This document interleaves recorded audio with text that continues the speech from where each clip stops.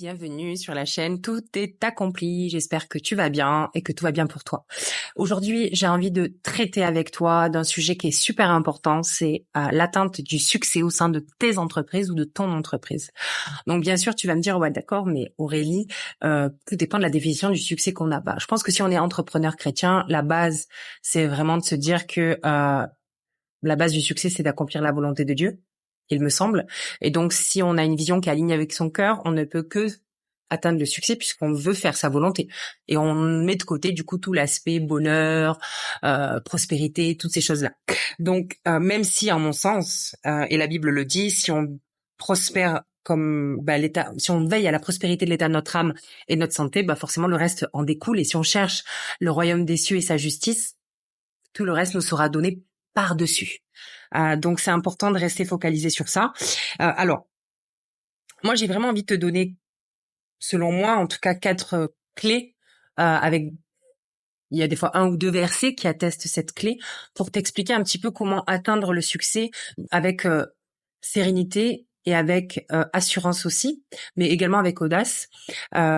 Parce que je pense que c'est la volonté de Dieu. Il ne nous a pas mandaté, il nous a pas mis dans une mission entrepreneuriale, en tout cas ce secteur, ce territoire, en tout cas, pour ne pas réussir. D'accord. Mais c'est vrai qu'il va falloir être sûr et certain d'être aligné avec ces 4 clés-là et de les mettre en pratique aussi. D'accord.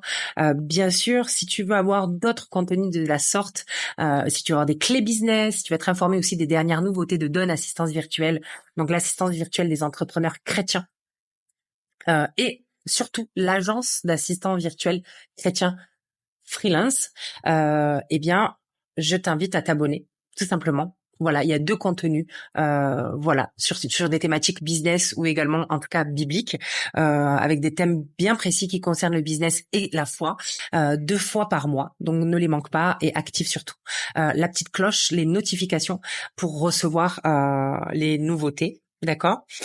Et puis bien sûr, si jamais tu vois d'autres clés à partager, s'il y a d'autres versets qui te parlent, eh bien n'hésite pas à les mettre en commentaire parce que c'est le cerveau collectif qui finalement nous permet d'avancer et nous permet surtout de grandir. Voilà, autant spirituellement que matériellement au sein de nos entreprises. D'accord? Donc, on va parler de la première clé. La première clé, c'est vraiment d'être un bon planificateur. Il y a une pensée qui nous limite dans le corps de Christ, qui nous fait croire que lorsque nous sommes des enfants de Dieu, tous les projets de paix et non de malheur ont été formés sur nous avant même que nous naissions, alors que nous étions dans le ventre de nos mères. Et donc, du coup, par conséquent, on n'a pas vraiment besoin de planifier puisque c'est le destin. Mais ça, c'est pas vrai, c'est une fausse pensée, puisque je te rappelle quand même que le Seigneur, il a juste envoyé Jean le Baptiste avant que Jésus arrive, son propre fils. Pourquoi? Pour préparer sa venue. Donc, je pense que c'est un planificateur. Il a planifié plein de choses tout au long des Écritures. Et donc, si on reste en adéquation avec ce que Jésus dit, je ne fais que ce que je vois mon Père faire dans les cieux, on est censé aussi donc planifier puisque Dieu planifie et c'est un Dieu d'ordre, d'accord? Donc, il y a le verset pour moi qui est super important, c'est le Proverbe 13, verset 16. Donc, je te donne la version parce que c'est important d'avoir la version aussi, c'est Louis II, 21. Tout homme prudent agit en connaissance de cause, mais l'homme stupide fait étalage de sa folie. Donc, ça veut dire quoi? Ça veut dire que l'homme prudent aura planifié ce qu'il veut faire, aura planifié son projet, aura planifié son voyage.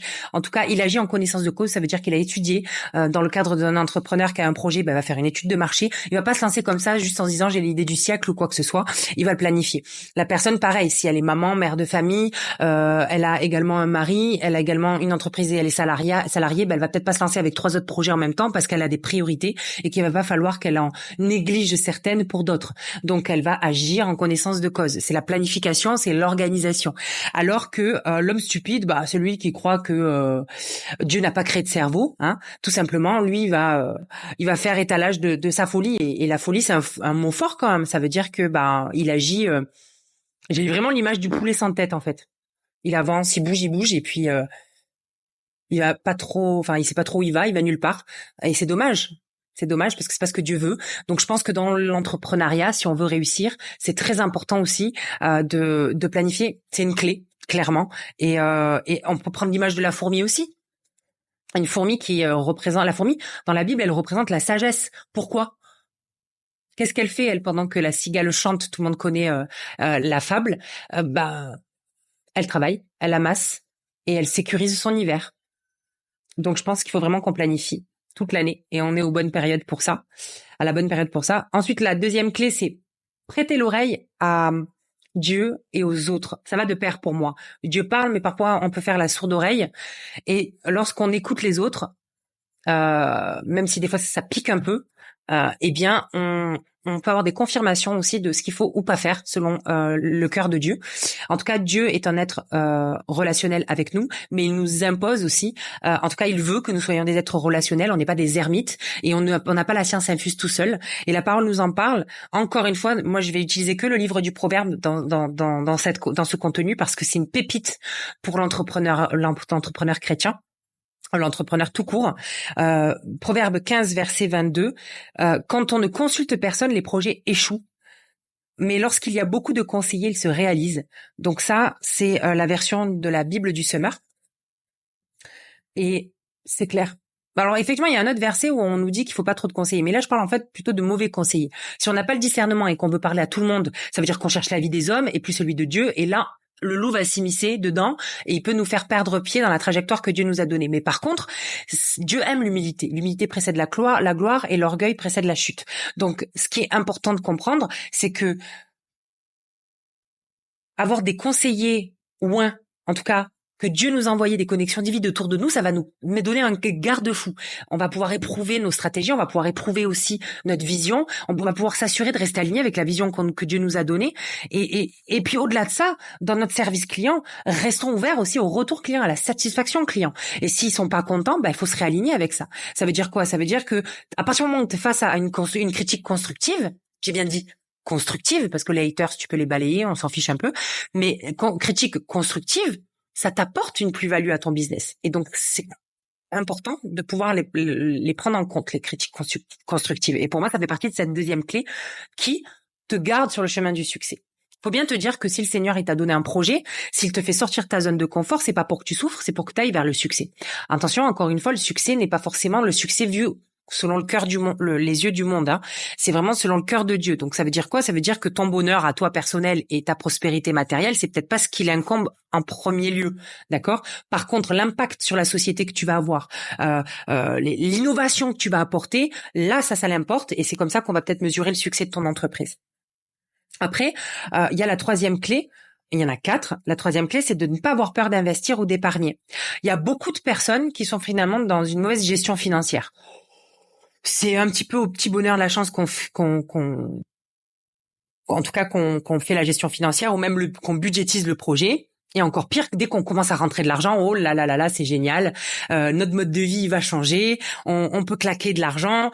Non, ça c'est juste agir vraiment de manière très bête. Et franchement, je suis désolée, mais c'est clairement ça. Puisque si le Seigneur te donne une vision, c'est pas une petite vision. La vision, elle est là pour impacter des générations. Donc forcément, tu vas devoir investir dans le business et dans la mission. Et tu dois aussi voir les futures générations. Tu dois pas voir que ta propre vie à toi. D'accord? Et c'est pareil. Tu dois épargner. Clairement, les salariés ne peuvent pas pâtir de ta mauvaise gestion. En fait, si toi, t'as claqué ton argent et t'as mangé ton argent, c'est ton problème. Mais les salariés, eux, ils attendent de la paye, ils attendent les finances, ils attendent leur salaire. Donc, tu te dois de les payer. Et c'est la même chose pour tes prestataires externes. Donc, en fait, il te faut une épargne, il te faut un fonds de roulement, il te faut un fonds d'urgence aussi, parce que tu sais comment ça marche l'entreprise. L'entrepreneuriat, c'est aléatoire, il y a des risques, ça veut dire que des fois tu gagnes et des fois tu perds. Donc, c'est à toi d'assurer tes arrières et d'être le Joseph de ton entreprise. D'accord? N'oublie pas que Joseph, s'il n'avait pas été ce bon gestionnaire financier, s'il n'avait pas été stratège, l'Égypte aurait eu cette famine. D'accord? Les autres, ils n'ont pas dû comprendre pourquoi on leur serrait la ceinture pendant 7 ans. Mais quand il y a eu l'autre famine, alors que c'était l'abondance, mais quand il y a eu les 7 ans de disette, ils étaient bien contents d'avoir à manger. Et toutes les nations autour sont venues se nourrir là-bas. Donc c'est important. Et la dernière clé, qui n'est pas des moindres, la dernière clé, c'est d'être une personne juste et intègre. D'accord? Et c'est vraiment pour moi la priorité. Tu n'es pas là pour te gaver, tu n'es pas là pour vivre dans l'obscurité. Quand je dis dans l'obscurité, c'est quoi? Finalement, c'est ne pas être honnête, ni avec l'État, ni avec tes clients. Tu ne peux pas ne pas vivre dans l'intégrité et tu ne peux pas être juste non plus. Tu peux pas t'enrichir sur le malheur d'autrui, d'accord? Et la parole, elle est claire là-dessus. Il y a alors le verset Proverbe 16, verset 8, mieux vaut honnêtement gagner que de grands revenus acquis injustement. Euh, Pareil pour Proverbe 13, verset 11, une fortune mal acquise diminue, mais celui qui amasse peu à peu augmente son bien. Donc, c'est un petit peu ce que j'ai fait avec Don, c'est que moi, je me suis pas fixé des objectifs à 10 000 euros par mois, déjà j'étais toute seule, mais petit à petit, chaque jour suffit sa peine, j'ai pu mettre en place des actions qui étaient précises, qui étaient réfléchies, et aujourd'hui j'ai une équipe, et puis je suis dans une croissance continue, en tout cas je stabilise, je suis pas en perte, je suis pas en déficit, d'accord, mais j'ai toujours été droite. J'ai toujours mis la gestion financière et l'intégrité dans mes affaires au premier abord. J'ai même arrêté avec des collaborateurs qui n'étaient pas honnêtes. Et c'est important de rester dans cette dynamique-là parce que la Bible, elle nous dit quoi? Elle nous dit que tout nous sera donné au-dessus, en plus, si on recherche le royaume et sa justice. Le royaume de Dieu et sa justice. Donc, restons alignés avec ces 4 clés et clairement, on atteindra le succès. Encore une fois, le succès selon Dieu, mais pour moi, le succès aussi selon Dieu, c'est pas nous faire vivre dans la pauvreté, d'accord? Donc forcément, la prospérité vient, mais cette prospérité, je pense qu'elle vient de manière exponentielle quand on se détache un peu d'elle, et quand on se détache aussi du projet, en fait, parce que l'entreprise, elle nous dépasse. Que moi, ce soit Don ou que ce soit Gan Eden, enfin, je sais pas comment on peut dire ça. Je ne centre pas le projet, en tout cas, sur moi et sur les biens que ça va apporter à ma famille. Effectivement, on est béni de génération en génération, donc je ne doute pas là-dessus, mais je mets en premier plan l'impact que ça peut avoir sur ma génération, l'impact que ça aura sur le pays où je suis, et c'est comme ça que j'avance. Donc en fait, j'estime que mes yeux restent vraiment fixés vers les hauts sommets, vers l'éternité, et pas sur des trésors qu'on a acquis, qu'on arrive à avoir, à amasser ici, et qui vont rouiller quelque part. Attention, hein, ça veut pas dire que je me fais pas plaisir. C'est pas un souci, mais c'est pas ma motivation première. Et je pense que c'est ça qui amène le succès quelque part. Et encore une fois, un succès serein serein et stable, d'accord, fiable. Voilà, pour l'équipe et pour les clients. Donc j'espère en tout cas que ce contenu t'aura plu, t'aura béni. Comme je l'ai dit avant de commencer ce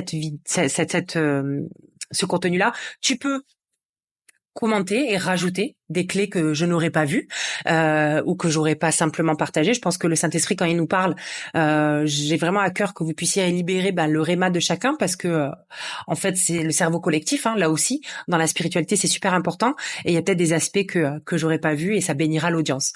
Donc en tout cas n'hésite pas en commentaire de nous faire part de tes clés à toi qui te mènent vers le succès. Et vraiment je prie pour que le succès soit vraiment le partage de ton année 2024, mais encore une fois, un succès aligné avec le cœur de Dieu.